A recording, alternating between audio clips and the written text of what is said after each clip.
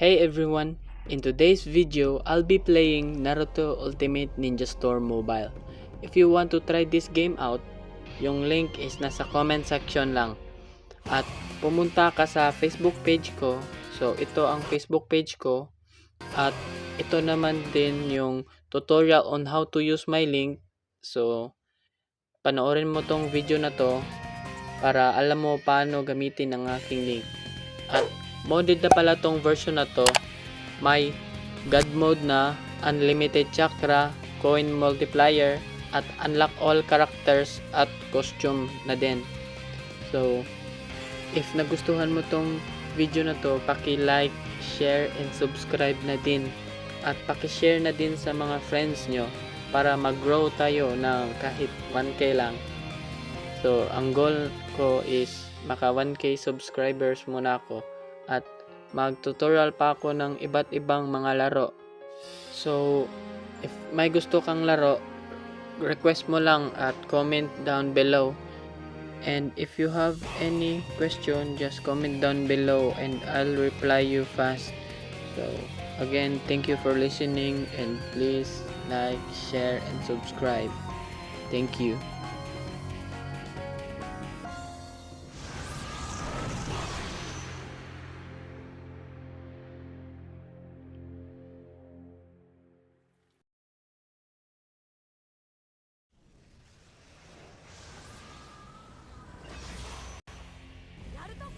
Tap to start. So as you can see, may picture sa itaas, yung parang pusa. So ito yung mod at in-unlock ko yung characters at costume lang. At pwede mong i-hide. Kapag in-hide mo lang, nandun lang dyan sa itaas. Invisible. At if gusto mo din i-minimize, nandyan lang siya. So ulit, pwede mo yung i-hide at i-minimize. So pinili ko yung i-hide para maganda sa video.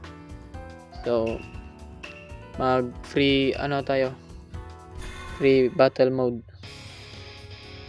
So as you can see, unlock na yung lahat ng characters at may mga costume na din. So pipiliin natin is si Naruto.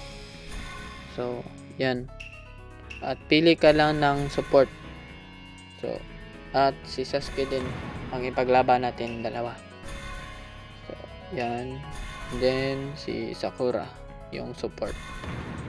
Then next, so ito yung mga map. So Final Valley natin ipaglaban yung map. So again, thank you for watching and please subscribe. So pwede mo palang i-adjust yung mga language. So sa akin, pinili ko yung Japanese para masarap pakinggan, yung parang sa anime lang.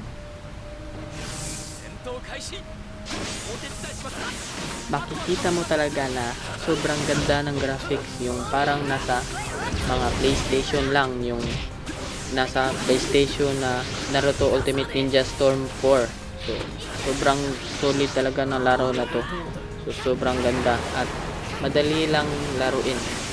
At offline pala to ah. So yung game na to is offline lang, no need na yung wifi. At malalaro mo kahit saan, kahit wala kang load.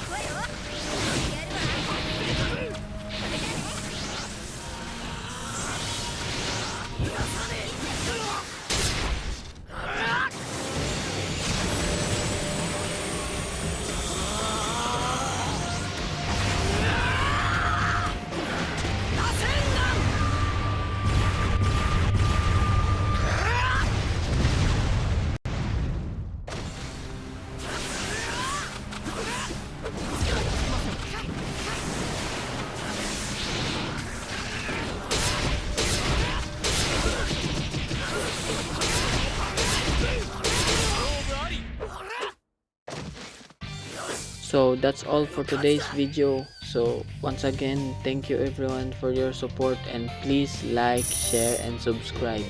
Peace.